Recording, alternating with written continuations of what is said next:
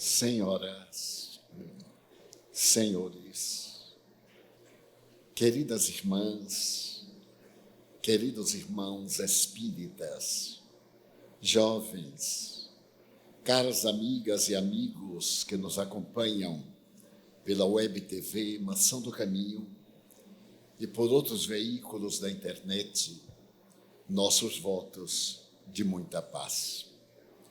Eram dias terríveis. O movimento na Rússia atingira o seu ápice. O grande czar encontrava-se numa situação insustentável.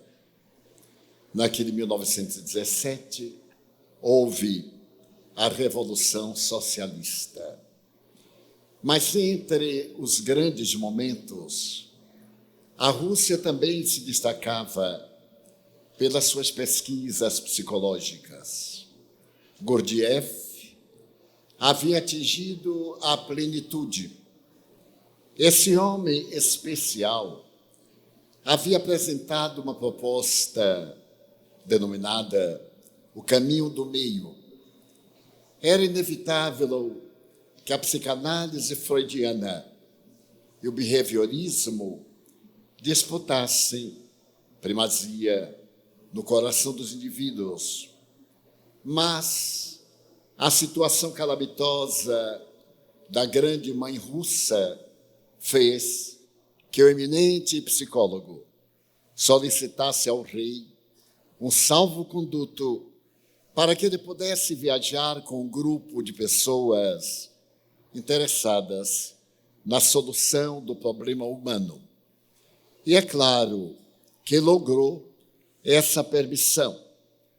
Também os triunfadores da Revolução concederam-lhe um salvo-conduto, e não apenas ele, como também o grupo, um grupo de elite que ele escolheu, saíram todos de Moscou e começaram uma grande saga, a busca de homens notáveis. Mais tarde, o cinema se encarregaria de apresentar essa face da experiência monumental em uma película inesquecível. Gurdjieff havia conseguido penetrar no insondável da alma humana. E a sua psicologia, como a sua terapia, eram caracterizadas pelo vigor do seu temperamento ímpar. Mais tarde, a história nos falará desse homem e do seu labor para compreender o ser humano, que é o enigma do ser humano. Por volta dos anos 50, os Estados Unidos encontravam-se também numa crise psicológica. Havia terminado a Guerra da Coreia, estava-se vivendo ainda a consequência da Guerra do Sudeste Asiático, quando então um dos eméritos colaboradores de Gurdjieff, Pedro Ouspensky, de origem inglesa, foi convidado a proferir uma série de 5 conferências a respeito da doutrina gurdjieffiana.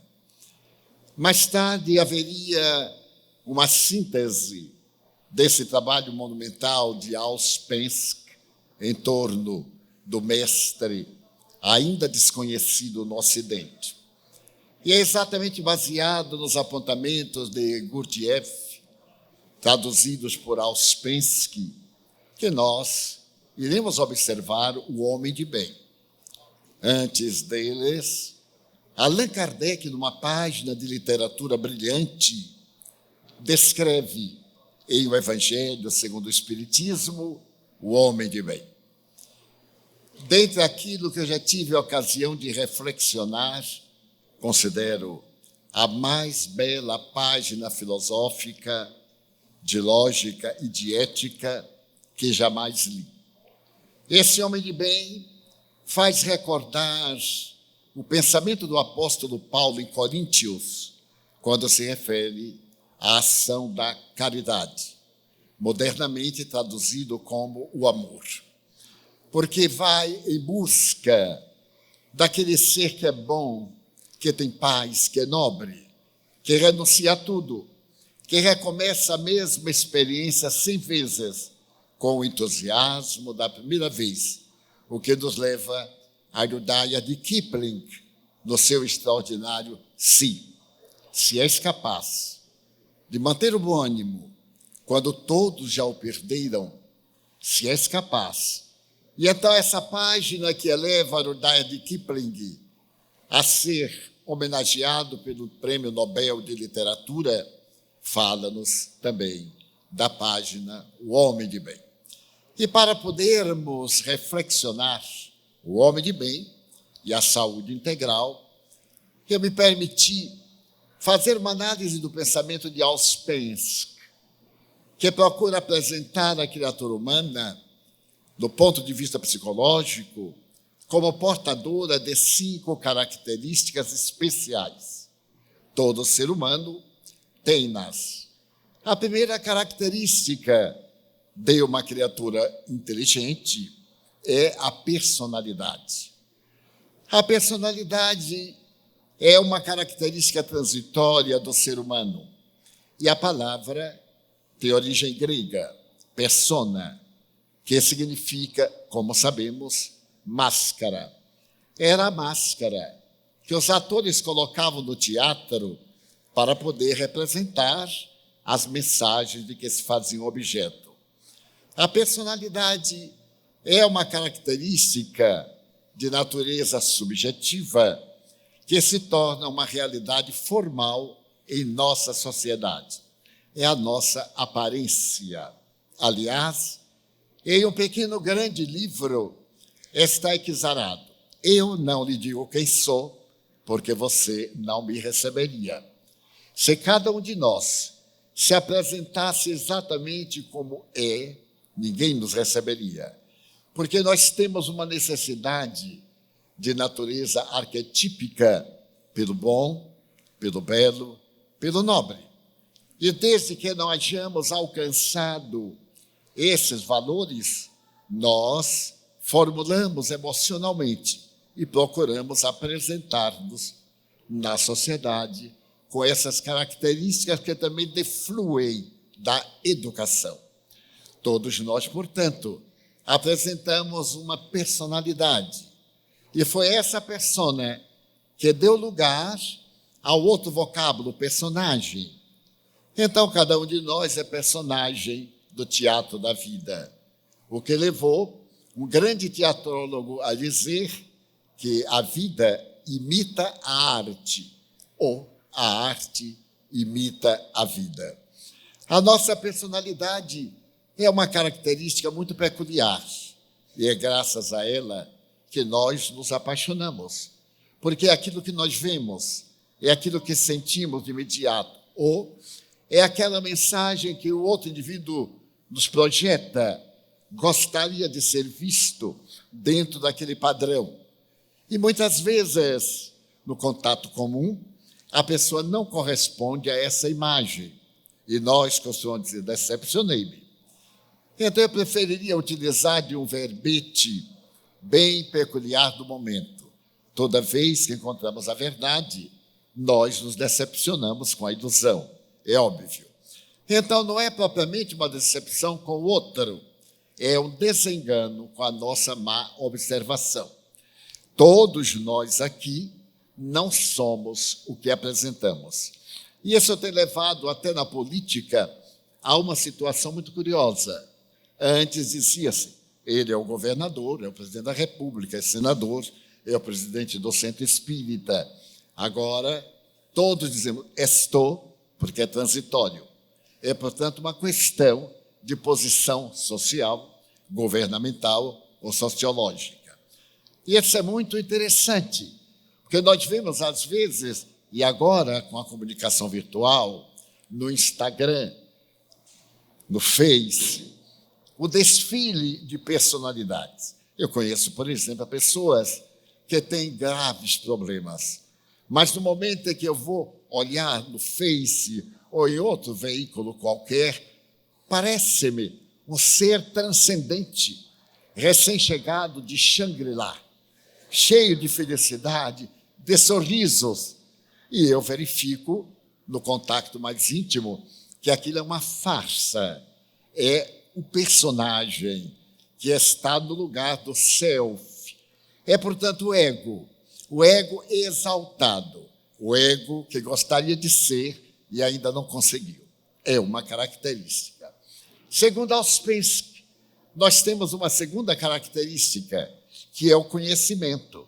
Todo indivíduo humano tem conhecimento, na linha da normalidade. Mesmo aquele que é muito ignorante, quando ele diz, eu não sei nada, ele conhece a própria ignorância, porque é uma forma de discernir. Desse modo, nós deveremos ter a nossa máscara mais suave, mais diluída, mais parecida com o que somos, para que não haja um grande choque entre o que estamos e aquilo que somos. Da mesma forma, nós deveríamos evitar o exibicionismo de uma cultura que não temos. Alguém me contou uma anedota, no tempo das anedotas intelectuais, de alguém que ia no ônibus muito cheio e, de repente, o indivíduo era falante, até parecia baiano, e falava com certa emoção, e citou uma frase muito bonita. Uma senhora que estava ao lado fez castanholas. Ele olhou e continuou falando. Mais adiante, ele fez uma outra frase muito bem trabalhada, e ela tranquilamente bateu castanholas. Ele ficou intrigado. Pela terceira vez, quando ele citou algo muito especial, ela ponderadamente bateu 2 vezes. E ele agora, molestado, disse, senhora, toda vez que eu cito uma frase bela, a senhora bate os dedos, o que é isso? Ela disse, eu estou colocando aspas na frase que não é de sua autoria. Então, é muito peculiar, e eu ouço muitas vezes pessoas nos discursos usarem frases dos outros, narrativas dos outros, e não colocarem aspas, dando a impressão que são de sua propriedade. Então, o conhecimento deve nos levar ao bom senso, a esse sentido de equilíbrio da vida, para que nós não apresentemos aquilo que não somos e gostaríamos de ser. A terceira característica de uma criatura humana é a identificação. Ouspensky asseverava que nós nos identificamos através do ministério de ondas. Sempre nós nos afinamos, nós coincidimos em determinadas aspirações. Vamos dizer que no intervalo as pessoas vão se aproximar umas das outras pelos seus interesses em comum. Aqueles que tiverem um dom artístico irão falar sobre arte. Outros que gostam de esportes irão falar sobre futebol, basquetebol ou qualquer outra coisa. Aqueles que gostam de espiritismo vão comentar isso e aquilo. É a lei de afinidades.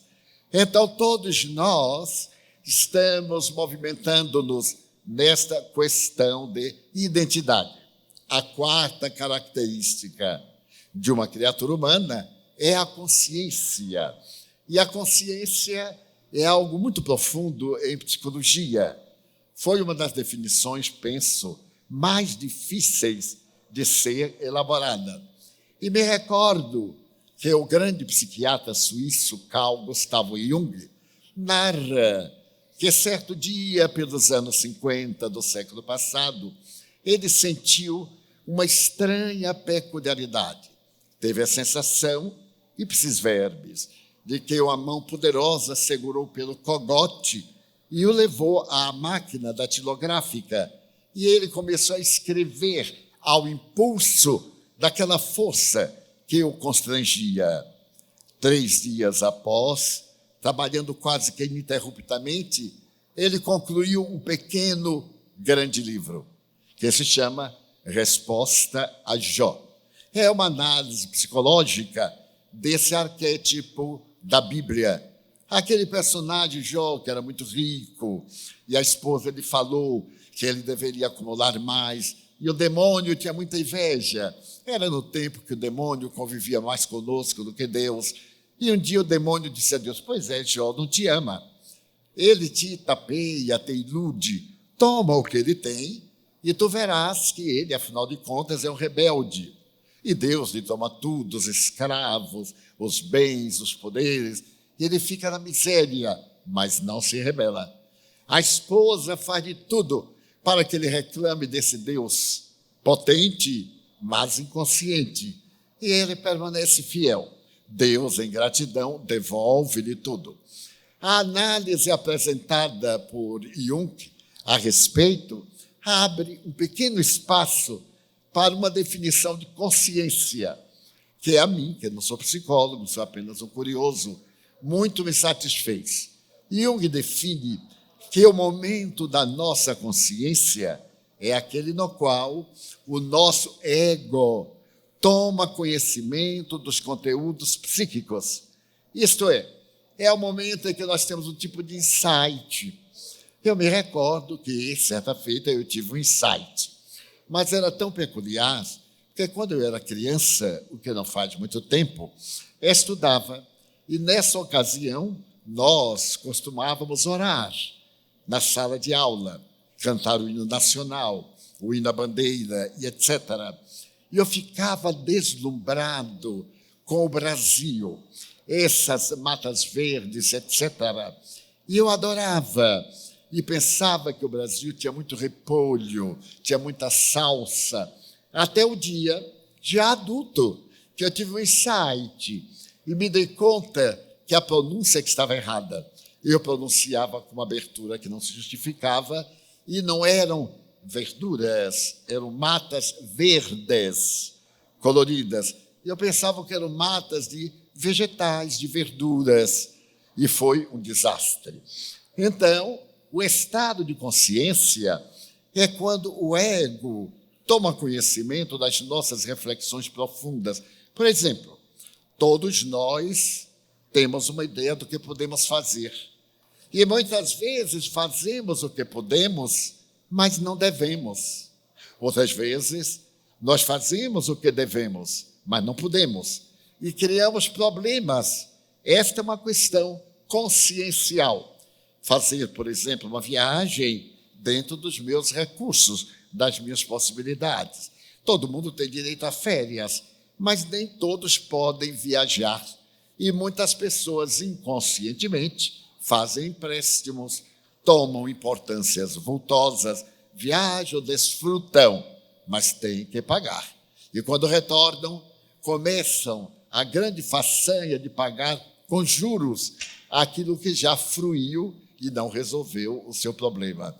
Então, Jung nos demonstra que a verdadeira consciência é essa capacidade de discernir, quando era muito comum, então, dizer-se que uma pessoa de consciência era uma pessoa de conhecimento.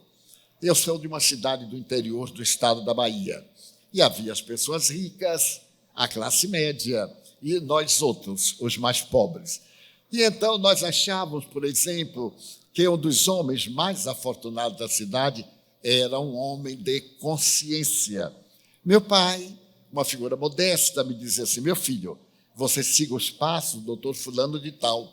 Ele é um homem bom, é um homem de consciência. Quando, em verdade, ele era apenas um homem rico, era apenas um homem que tinha cultura, mas os sentimentos não eram lá equivalentes àquela postura que dava a impressão.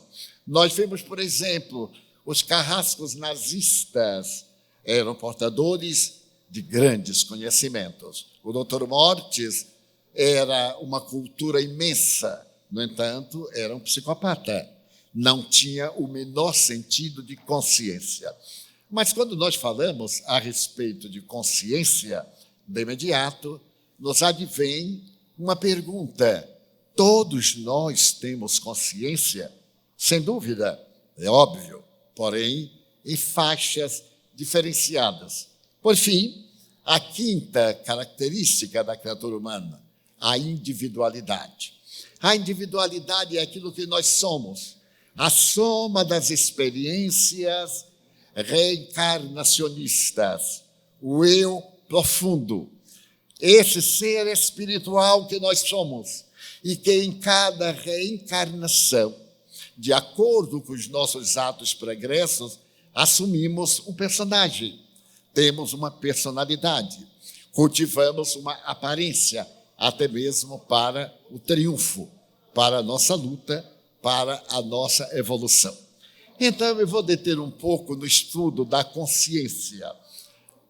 Os estudiosos dessa área, como Mirey Lopes, o notável psiquiatra, escreveu por volta dos anos 50, 60 do século passado, uma bela obra sobre a consciência.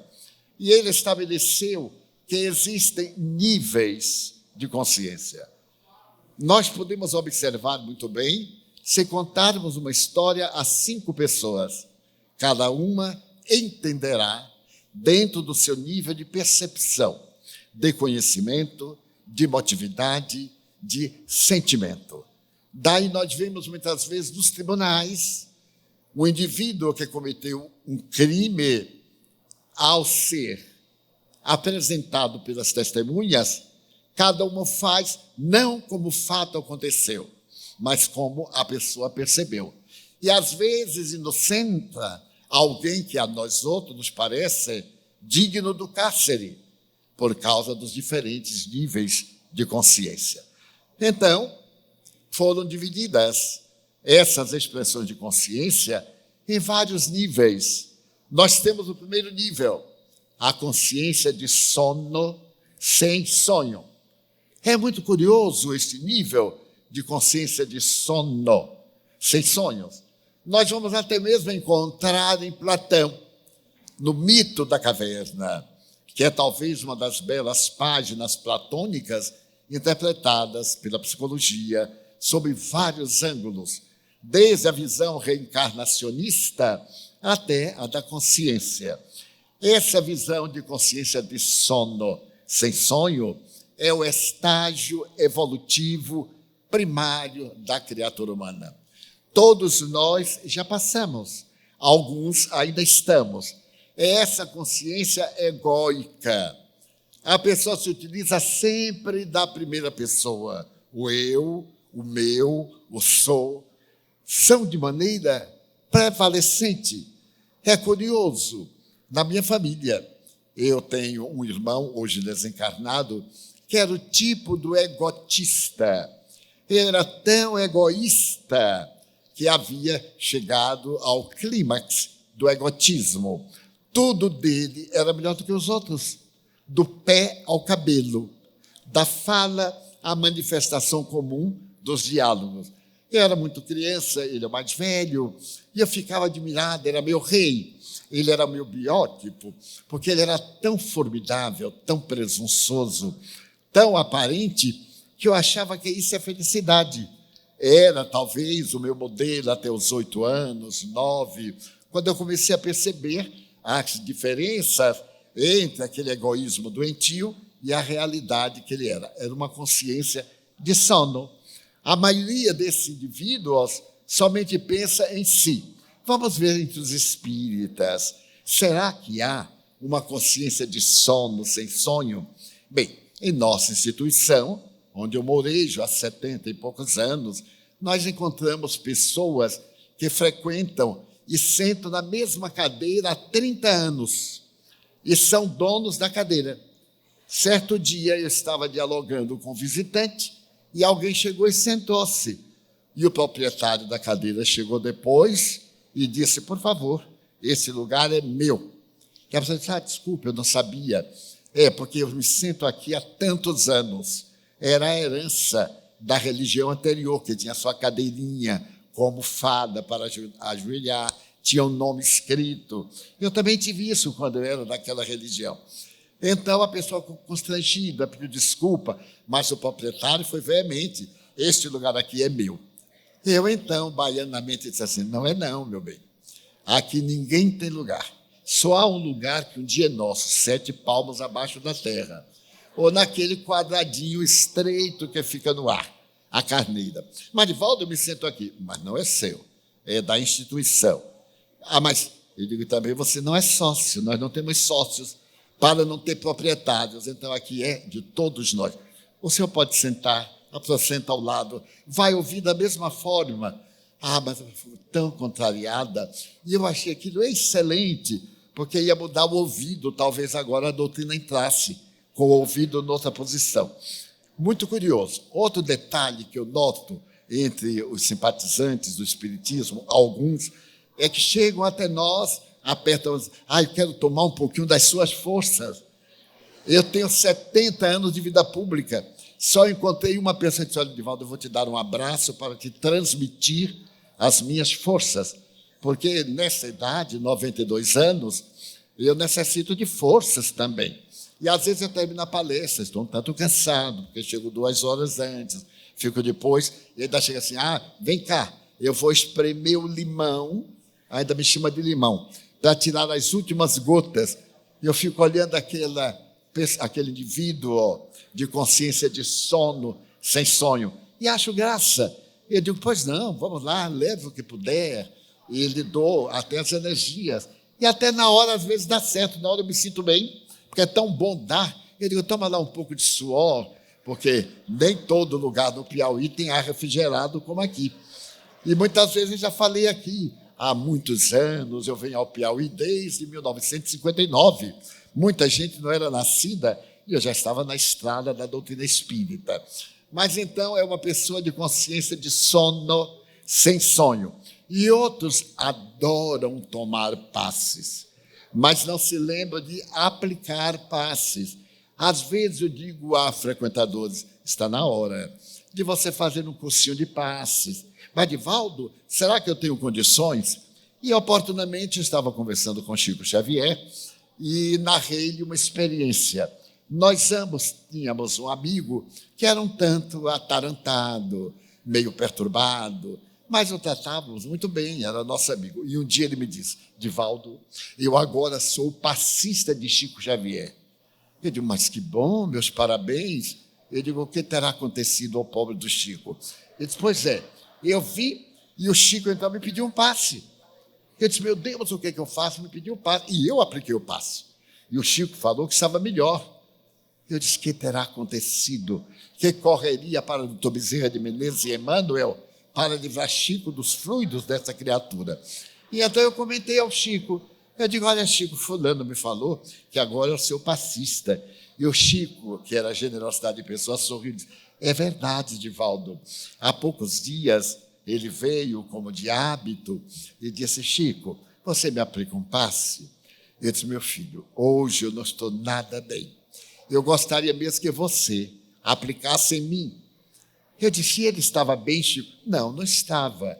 Mas com o meu pedido, ele disse, eu? Mas quem sou eu para lhe aplicar o passe? Ele disse, você é meu irmão, você me quer bem. Ele então fez um esforço, orou, melhorou e me aplicou um passe.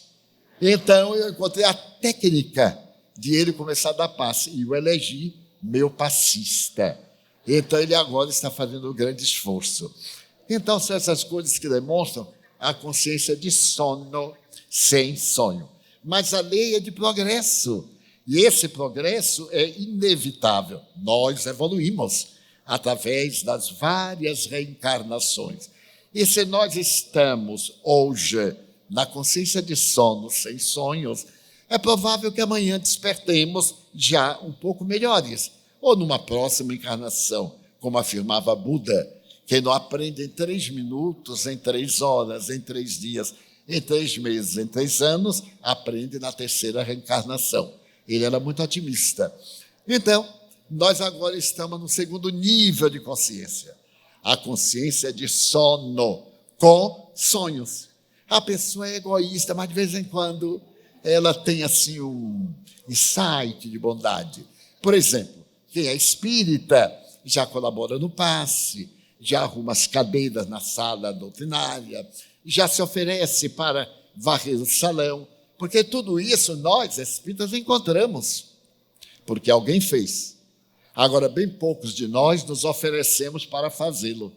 Essa é a diferença. Chegamos, está tudo arrumadinho, bonitinho, e quando não está, nós reclamamos, porque o centro espírita tem que estar bom, para nos atender, mesmo que não mereçamos. É como se nós fizéssemos um favor ir ao centro espírita. Isso é consciência de sono sem sonhos. Digamos-lhe, o espiritismo não necessita de nós, porque é uma ideia, é uma proposta. Ele é metafísico. Nós é que necessitamos do seu precioso conteúdo para podermos adquirir essa força ou vigor moral para avançar. Então, por exemplo, num período como agora, para o Medinep, nós encontramos quantos voluntários que despertaram para ajudar a equipe diretora. É uma consciência de sonho que já está no indivíduo com sono. E, inevitavelmente, nós avançamos ao terceiro nível de consciência, a consciência de si mesmo. Nós descobrimos que somos um complexo eletrônico regido pela consciência. A definição é do Espírito Emmanuel, através das abençoadas mãos do venerando Chico Xavier. Então, nós somos um conjunto eletrônico, movido pela consciência, que não é cerebral. A consciência é o espírito que somos, é o estágio da nossa evolução. E é exatamente esse estágio que eletronicamente dirige os nossos neurônios e os equipamentos básicos para a existência física. Mas esta existência física tem 7 funções que nós deveremos controlar para sermos pessoas saudáveis, para sermos pessoas do bem.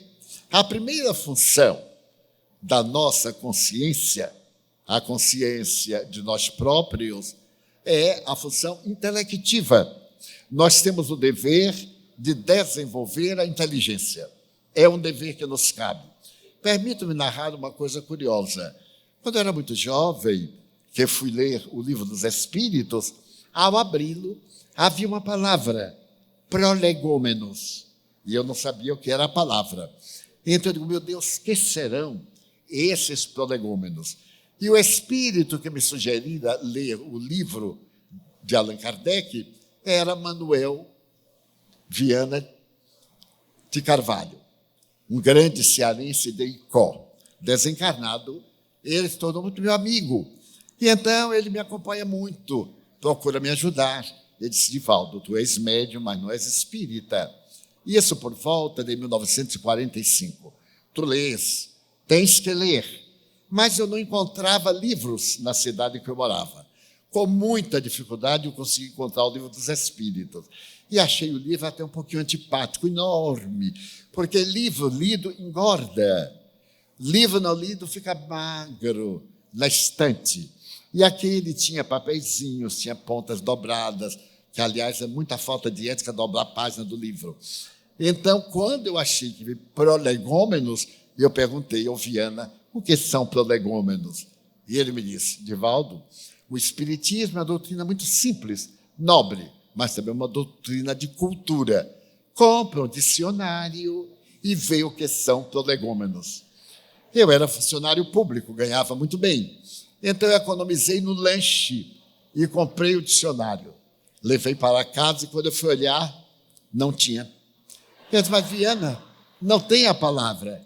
Ele disse, olha, Divaldo, da próxima vez, na livraria, você olha primeiro se tem a palavra e compra o livro depois.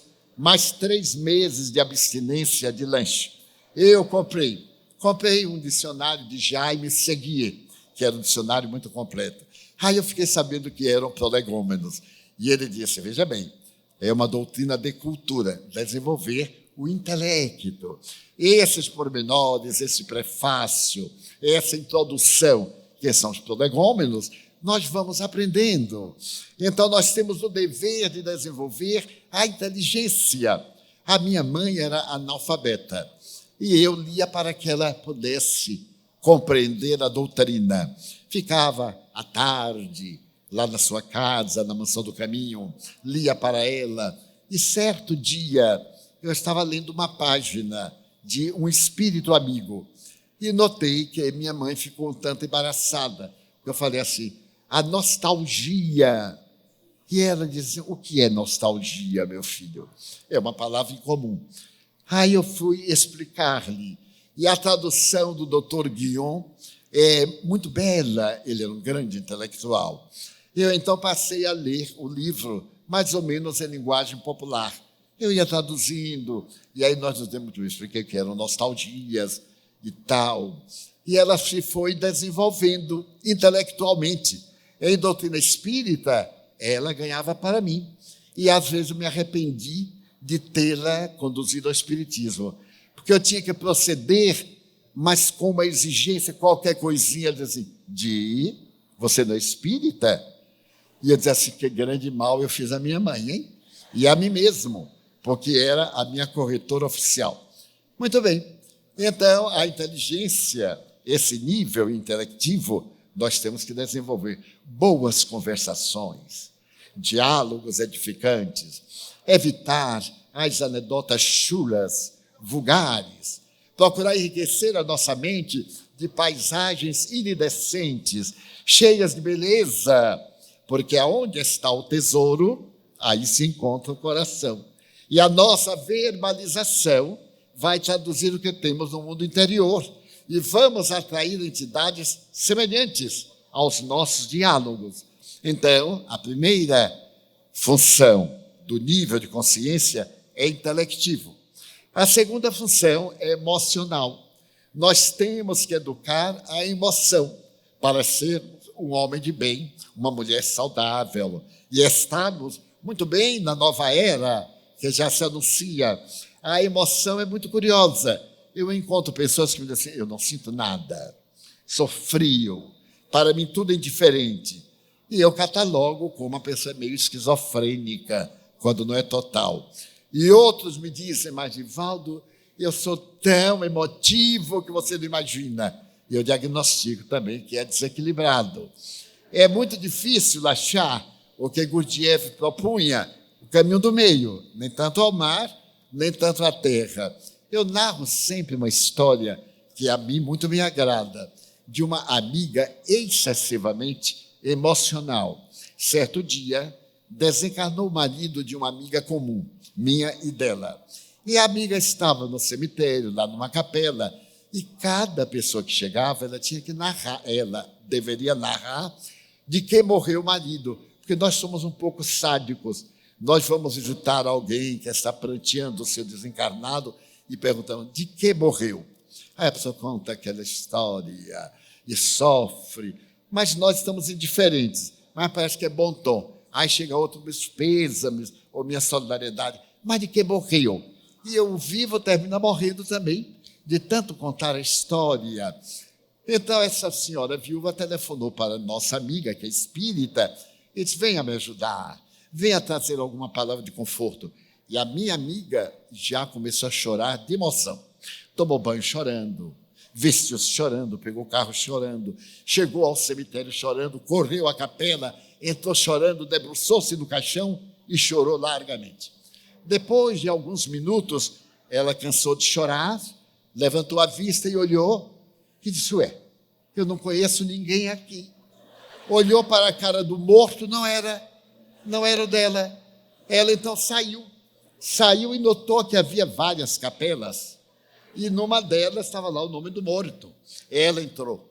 Então a viúva veio, abraçou-a e quando a abraçou disse, você não chora? Não, eu já chorei o morto errado. É algo fantástico, hein? Chorar o morto errado. Então nós precisamos controlar a emoção, nem sermos indiferentes, nem sermos exagerados.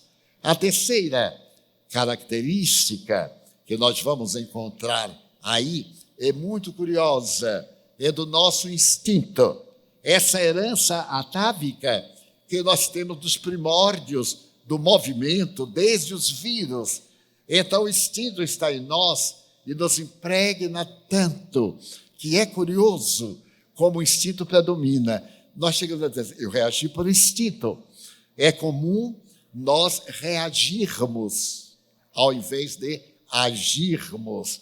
Eu sempre narro uma experiência pessoal que na minha juventude o meu sonho era ter um sapato marrom e branco de pelica. Hoje eu acho horrível, mas naquela época era um sonho. E depois de esforços tirânicos e titânicos, eu consegui comprar à prestação um sapato marrom e branco. E, naturalmente, eu fui exibir o meu sapato marrom e branco. Porque o bom de ter uma coisa nova é mostrar aos outros que nós somos elegantes. E, ao invés de pegar um ônibus de um bairro elegante, eu peguei um ônibus suburbano. E o ônibus foi enchendo. E, súbito, entrou um homem enorme. E eu tive a intuição que ele ia pisar no meu sapato. Então, eu retrocedi, fui para o fundo e ele também. Até que aquela montanha pisou no meu pé, 100 e poucos quilos. Eu chorei de dor moral, porque estava estragando o meu sapato. Então, se ele fosse mais fraquinho, eu dava um empurrão, eu reagia. Mas como ele era um touro, eu agi. Toquei no ombro e perguntei assim: você não está sentindo uma coisinha fofa embaixo do seu pé? Ele disse: estou. Eu disse: é meu pé. Tire a sua pata de elefante de cima do meu pé. Ele tirou com tanta raiva que o salto do sapato rasgou a pelica na parte branca. E eu mandei costurar, ficou aquele câncer na parte branca. Então, nós temos muito hábito. A pessoa me disse: isso eu reagi. De imediato eu reajo, porque somos mais instintos do que razão. Então, é necessário que nós, ao invés de reagirmos, procuremos agir através da razão, através do raciocínio, termos esta generosidade. Outra característica da consciência nossa é a faculdade de podermos dialogar. Não adivinhe o que é que os outros estão pensando. Fale. É comum nós vamos dizer uma coisa e falar: basta, já sei o que é. E não sabe o que é absolutamente. Porque as pessoas têm muita dificuldade de contar os seus problemas. Todos nós que fazemos atendimento fraterno, verificamos como é difícil para alguns descrever a sua própria dor de cabeça. Nós vemos isso nos consultórios médicos, a pessoa faz muitas voltas e dificilmente vai ao fulcro. Precisa muita habilidade do médico, do psicólogo, do terapeuta, para ir onde a pessoa está querendo dizer, mas evita. Daí nós temos que abrir esse sentimento para sermos realmente uma criatura humana de bem e saudável, para termos aquilo que a Organização Mundial de Saúde vem dizer, que saúde nem sempre é falta de doença. Saúde é um certo bem-estar psicológico, fisiológico, socioeconômico e espiritual. Graças a Deus, foi acrescentada recentemente, nos últimos 10 anos, a palavra espiritual. Porque uma pessoa atenazada pelas forças dos espíritos infelizes não pode gozar de saúde. Referimos-nos ontem ao departamento das obsessões. Então, é necessário que nós ajudemos. Às vezes, estou atendendo alguém que tem dificuldade e fico calado. Evito dar uma ajudinha, porque se a pessoa percebe que nós estamos com pressa, ainda fica mais nervosa e ainda fica mais difícil. Por fim, nós temos agora um outro requisito, que é exatamente a parte sexual. Nós temos os dois lados da questão sexual. Nós temos a ânima e o ânimos, a porção masculina, a porção feminina. E necessitamos estar em harmonia entre a nossa psicologia e a nossa anatomia. Na questão número 200, do Livro dos Espíritos, Kardec faz abordagem, demonstrando que o espírito é assexuado e que a função sexual é do corpo para a reprodução. E depois que nós podemos eleger esta ou aquela expressão sexual por uma necessidade evolutiva, podemos renunciar a determinada postura por abnegação, por amor, ou exercê-la também dentro das mesmas funções. Daí nós vamos pedir ao indivíduo que ele tenha muito cuidado entre aquilo que ele sente e aquilo que é orgânico, entre a masculinidade e a feminilidade. Graças a Deus, infelizmente, hoje, nós respeitamos todas as expressões do comportamento sexual. Naturalmente, consideramos a conduta moral, que é de relevância, porque é um princípio ético. Cada um tem o direito de ver a sua vida como lhe aprouver, mas de maneira que não seja pedra de escândalo, que a sua conduta não se torne irreprochável, desejando que o mundo gire em torno do seu aspecto.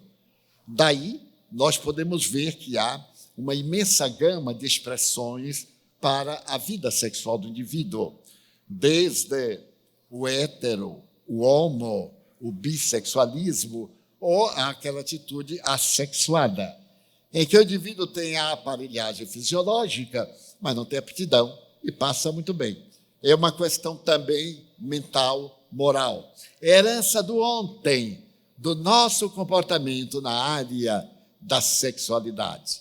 Mas nós vamos encontrar ainda uma outra função, que é a intelecto moral.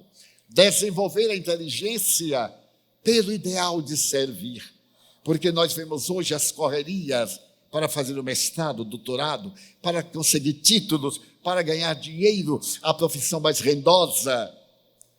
Nada a censurar, mas deveria ser a profissão mais compatível com o sentimento do indivíduo.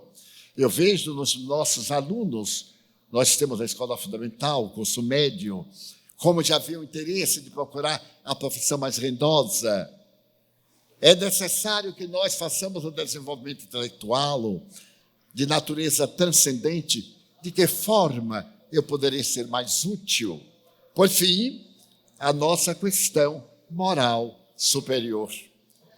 Comover-nos com uma prece, comover-nos com o entardecer, ficarmos ligados em uma mensagem edificante, uma música, uma lembrança, tudo aquilo que nos traga uma paisagem de estesia, de comunicação espiritual, enriquecedora, porque de acordo com a nossa eleição, nós teremos o nosso acompanhamento.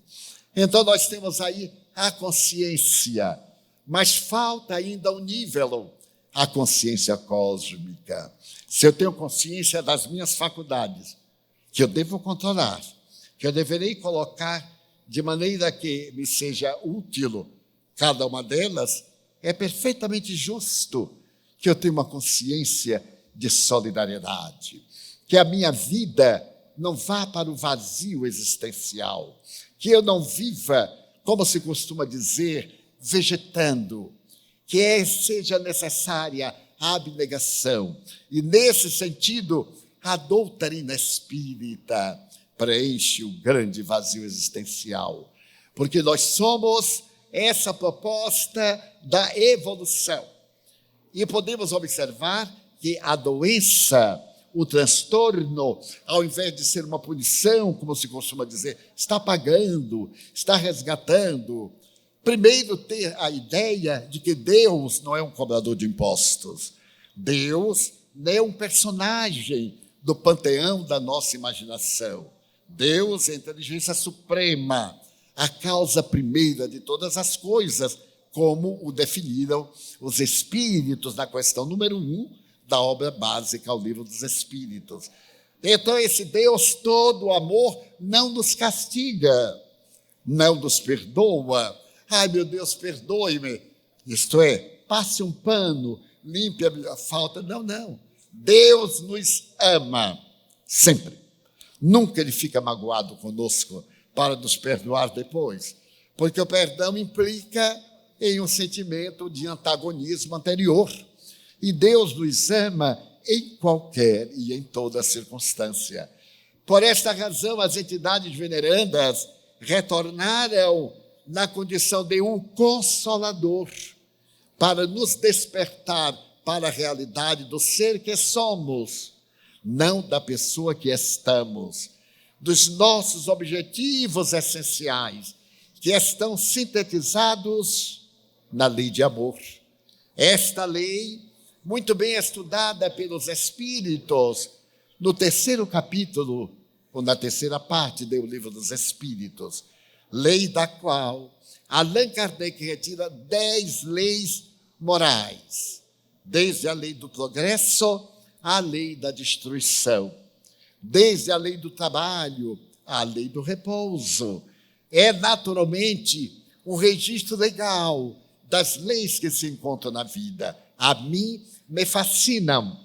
E me fascinam quando, por acaso, eu leio o item 9, de O Céu e o Inferno, uma das últimas obras publicadas por Allan Kardec, a penúltima, naquele capítulo maravilhoso, Código Penal da Vida Futura. 33 itens, nos quais Allan Kardec demonstra, se nós cometemos um equívoco, nós deveríamos passar por 3 fases. Primeiro, o arrependimento, isto é, conscientizarmos-nos de que aquilo que nós fizemos não é ético, não é estético, não é digno. Esse arrependimento é sincero, mas o arrependimento não anula o mal que nós fizemos, não corrige aquilo que nós desequilibramos. Necessitamos de um segundo comportamento, necessitamos de expiar a falta, sofrer a consequência do mal que fizemos. É esse sentido de reflexionar, de amadurecer psicologicamente, de compreender que todos erramos. É a pedagogia do certo e do errado, ou melhor, a metodologia pedagógica do certo e do errado. Para ficarmos de pé, quanto caímos? Para podermos falar, quantos monossílabos e expressões que nada tinham a ver, até o momento em que nós adquirimos a arte do equilíbrio erecto e também a arte de enunciar as palavras. Hoje, na bela palavra da doutora Irvênia, ela se refere que o nosso corpo, como sabemos, está num processo de elaboração. Ainda estamos desenvolvendo-nos, afinal, à medida que nós nos tornamos espiritualmente mais sutis, o corpo também é mais leve, menos grotesco, as necessidades, as paixões são menos violentas. E Kardec nos fala de espiritualizar a matéria. Nós reencarnamos para intelectualizar a matéria, isto é, torná-la plasmável ao nosso pensamento. E no outro expositor, nós escutamos-lo quando disse que a emissão do pensamento pode condensar-se, hoje aqui, e essa condensação materializa. Ela tem cor, ela tem forma. E jamais esquecerei de uma bela página do Espírito Rochester, em um livro pouco conhecido, Abadia dos Beneditinos, através de uma médium notável, Vera Kijanowski, uma médium polonesa. Então, nós teremos que ter esses cuidados com a nossa conduta. E é dessa forma exatamente que nós vamos utilizando a matéria, vamos tornando-nos mais espirituais. Quanto mais adotamos os instintos, as paixões inferiores, mais grotescos somos, também fisicamente, nossos corpos brutais. Eu me recordo de um aspecto que me falou Chico Xavier. Por volta dos anos 40, ele teria tido uma problemática de tuberculose, dificuldades econômicas, alimentares, de repouso. A verdade é que ele passou um período com algum problema com o bacilo de Koch. E mais tarde, à medida que ele se foi reabilitando, o Espírito Emmanuel, já quando ele estava fora de produzir qualquer contágio, dizia: abrace pessoas saudáveis, procure mesclar esses fluidos. E ele mostrou uma coisa peculiar. A parte do seu corpo tinha características diferentes. Um pedaço de pele numa tonalidade, outro pedaço noutra tonalidade. Porque esse médium, que me parece o mais completo que foi estudado nos últimos séculos, ou desde a história do cristianismo, era portador de faculdades miríficas, inacreditáveis, que a maioria de nós não tem sequer uma ideia. A polivalência de faculdades mediúnicas era de tal forma que ele me disse, numa confissão de amigo Divaldo: eu me sinto muito mais no outro mundo, ou melhor, no mundo maior, do que no mundo menor. No mundo menor, na carne, eu passo pouco tempo. O meu psiquismo está mais no mundo transcendental. Equivale dizer que ele estava sempre cercado por entidades das mais abençoadas e também perseguido pelas entidades infelizes, que nele via um adversário comum aos seus métodos de fazer mal ao próximo, de perturbar. É claro, quanto mais visto, mais apedrejado. Quanto mais se distingue alguém, mais comentado, mais invejado, menos compreendido. Então ele me disse, quando você encontrar pessoas saudáveis, após as palestras, que ele quiser abraçar, aceite, porque você recebe esse fluxo de energia, e essa energia se condensa e receba até mesmo mental. E me contou um fato muito peculiar. Certo dia ele ia para o trabalho e parecia que estava atrasado.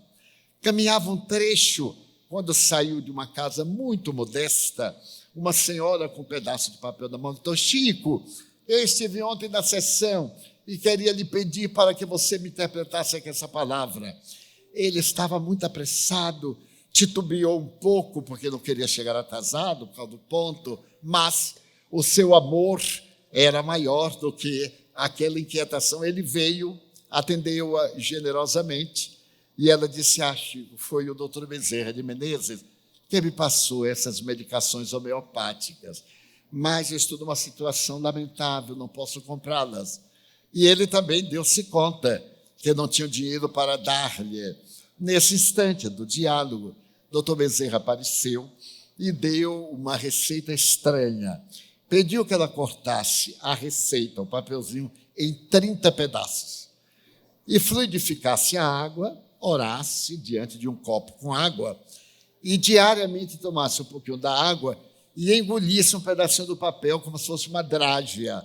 Olha que trabalho placebo notável.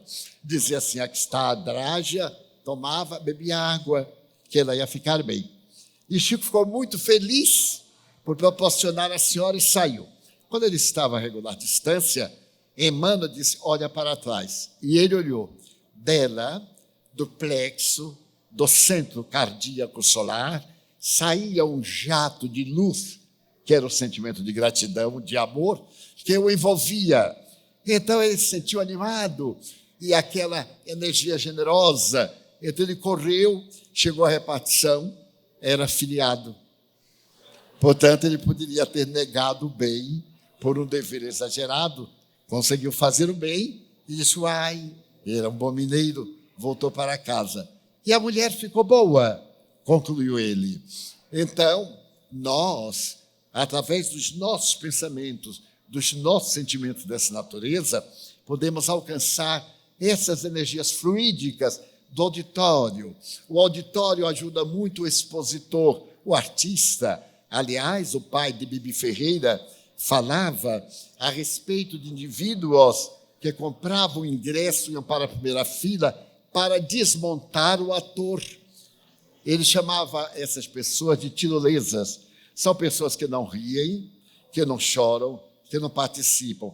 Pedras. Sentam e ficam com ar de censura o tempo todo. Então, nós que estamos sempre diante de pessoas, devemos ter muito cuidado. Quando nós encontrarmos um tirolês, alguém que ele está querendo nos derrubar, não demos importância, não olhemos mais. Há uma tentação do expositor de querer dobrar o ouvinte. É um fenômeno psicológico. Olhe por cima. Aí a pessoa vai se sentir desdenhada, fica mais simpática, porque não vai conseguir o seu método tirolês. Então, nós podemos ver aí a questão da lei dos fluidos, muito bem organizada. Eu me encontrava na cidade de Catanduva, uma cidade do interior de São Paulo. E naquele tempo pegávamos o trem, íamos até Araraquara, fazíamos uma mudança para chegar a São Paulo. E na hora que eu me despedia dos amigos, eu vi uma mocinha modesta que ia pegar o trem noturno. Eram 22 horas. Eu entrei no trem e a mocinha despediu-se da sua mãe, que me parece seria uma cortadora de cana. Ela estava ainda com lenço amarrado à cabeça, era muito modesta, e a mãe chorava. Chorava enquanto a filha entrou e ficou em pé. E eu vi sair da face da senhora uma energia que envolvia a moça. A moça entrou, sentou-se num banco junto à janela e ficou olhando para a mãe. E aquele intercâmbio fluídico prosseguiu. Eu fiquei admirado, eu nunca tinha visto. O trem partiu. O trem partiu e eu fiquei comovido com aquela mocinha do interior que ia à capital. Mais adiante, quando eu menos espero, apareceu um rapaz à porta do vagão. Era um desses indivíduos conquistadores baratos, que o vulgo chama de proxeneta. Esses indivíduos que seduzem moças modestas e atiram no comércio da carne. Ele olhou com uma expressão muito desagradável, o cabelo penteado com glostora, aquele biótipo antipático. Aí ele viu a moça, e eu fiquei olhando, e percebi, pelos olhos e pelo conjunto, o seu nível de consciência. Então ele sentou ao lado dela e disse, meu Deus, vai começar. Eu vou ficar atento. Eu vou perturbar esse homem se ele perturbar a menina. E ele sentou-se, e daí a pouco estava conversando com ela, abriu bem as pernas, ela recuou, ele passou o braço por detrás. Eu então fiz uma prece. Eu digo, meu Deus, que o anjo da guarda proteja essa menina ingênua, que não tem experiência de cidade grande. Este homem tem más intenções. Fiquei orando, e o trem continuou. E eu olhando sempre, e ele entusiasmado, já pegava na perna dela, já pegava no ombro. Eu disse, na hora de eu interferir. Mas a divindade nunca nos deixa. E nesse momento eu vi chegar uma dama, um espírito desencarnado, muito belo, chegou assim à entrada, olhou-me, e eu então olhei para a menina e disse para o espírito, por favor, acuda. O espírito acercou-se da moça e começou a aplicar-lhe um passe. Eu disse, minha irmã, aplique o passe nele, para ele sair.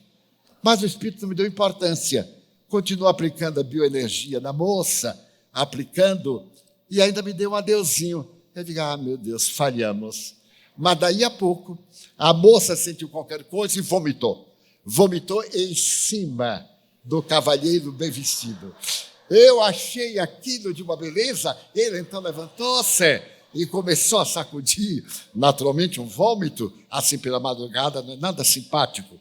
E ele começou a xingar a moça, e a limpar-se com o lenço, e saiu reclamando, e eu fui, e ela disse, não sei, eu nunca senti isso. Eu digo, não, minha filha, é o balanço do trem, é assim mesmo. Procurei dar o lenço, e disse, eu fico aqui ao seu lado. Fiquei conversando com ela, depois que ela se acalmou, ficou um pouquinho pálida. E ela disse, olha, um rapaz tão delicado, o senhor imagine que eu estou indo a São Paulo, para a casa de uma tia, eu vou trabalhar, eu vou cuidar de uma criança, porque eu pretendo estudar, e minha mãe não pode, eu estou com muito medo de São Paulo. E eu disse, não tenha medo, Deus te protege, eu conversei bastante. E ela me disse assim, pois é, e ele chegou, foi tão gentil, ele procurou saber para onde eu ia, disse, não vá para a casa de sua tia, não, eu vou lhe colocar na casa de uma senhora amiga, então você vai ter todo o conforto. E eu estava tão interessado, porque ele disse que eu ia ganhar dinheiro, mas é o que eu preciso. E aí veio este vômito, estranho, não é? Eu digo, muito estranho, minha filha. Tomara que toda moça de quem ele se aproxime tenha um vômito daqueles que ele vai ficar curado. E acompanhei até São Paulo. Eu tinha que pegar um avião para Salvador e nunca mais eu soube. Então, um dia a Sueli Caldas Schubert escreveu num livro nosso, a moça de Catanduva, a energia, o caráter da energia. Então é necessário que, para nós termos esta saúde, o cultivo mental, o sentimento de fraternidade, acabarmos com esta de vida vazia. Sempre narro a história de uma amiga minha, da minha idade, ela é mais jovem do que eu, 15 anos, porque a mulher pode nascer em que época nascer, ela tira 15 anos depois dos 50, faz parte do sexo feminino. E essa minha amiga diz assim, Edivaldo, nós somos quase da mesma idade, né? Eu digo, a senhora é mais velha do que eu, 2 meses. Não, você está enganado. Eu aí fico calado e acho muita graça. Ela me perguntou no ano passado, Edivaldo, qual é a minha missão na Terra? Aos 92 anos, ela não sabia qual era a missão. Eu digo, olha, minha irmã, deixa para lá. Vamos reencarnar porque é tarde demais, a sal não aguenta nem um empurrão. Então busquemos a nossa missão na terra na arte de amar, na arte de servir, e seremos homem, mulher de bem, porque seremos pessoas saudáveis. Temos essa mensagem de imortalidade da alma inundando-nos o coração, dando-nos um roteiro de plenitude, apontando-nos o rumo.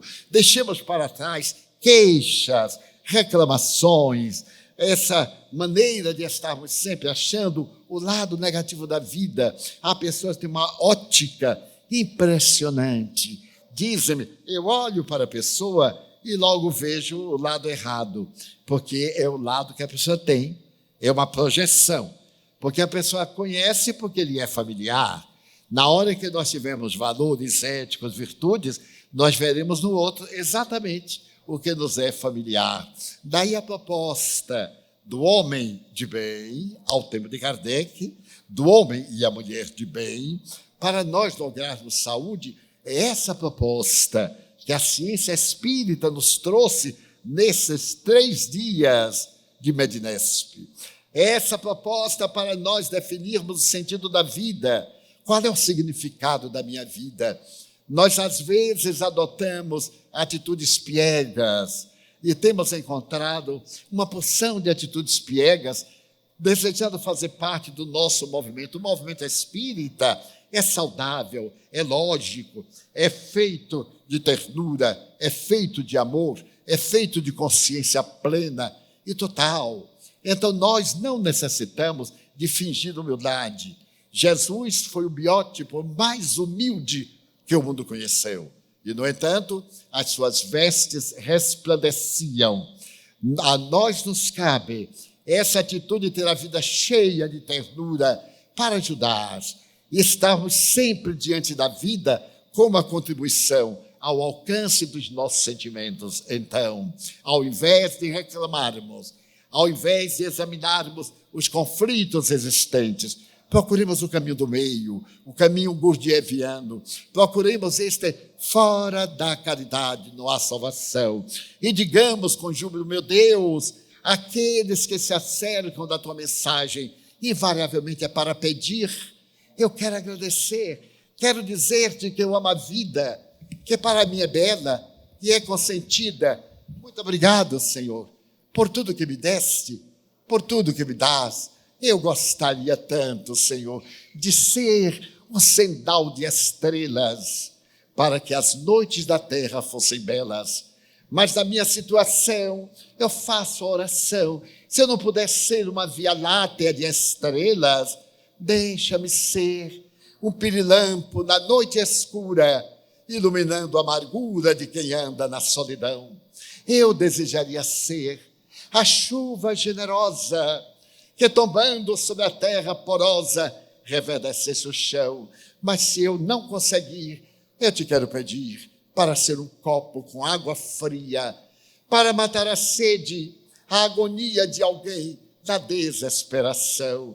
Eu queria ser um jardim de flores de todas as cores para embelezar a terra, mas a pobreza que minha alma encerra, se eu não puder ser um jardim, que eu seja uma rosa solitária na frincha da rocha, colocando beleza no altar da natureza. Senhor, eu desejaria ser um trigal maduro para de pão repletar a mesa da humanidade, mas a minha pequenez, eu te digo desta vez, se eu não puder lograr, deixa-me ser um grão que, caindo no chão, se transforme num milhão e enriqueça a mesa do mundo com a bênção do pão.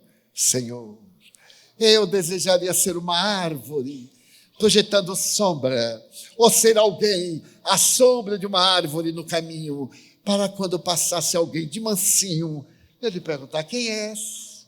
E ele me dissesse: sou teu irmão, irei além, sou teu amigo, irei contigo, dá-me tua mão. E eu lhe revidasse: ai Deus, se eu fosse poeta, eu gostaria de ser esteta, artista, para cantar a tua mensagem, porém me falta o estro, a magia, e como pouco sou, Deixa-me dizer-te, obrigado porque nasci, obrigado por teu amor, obrigado porque me deste, por tudo que me encanta e me enfaria. Eu quero dizer-te obrigado, Senhor, e pela sua atenção. Muito obrigado, senhores.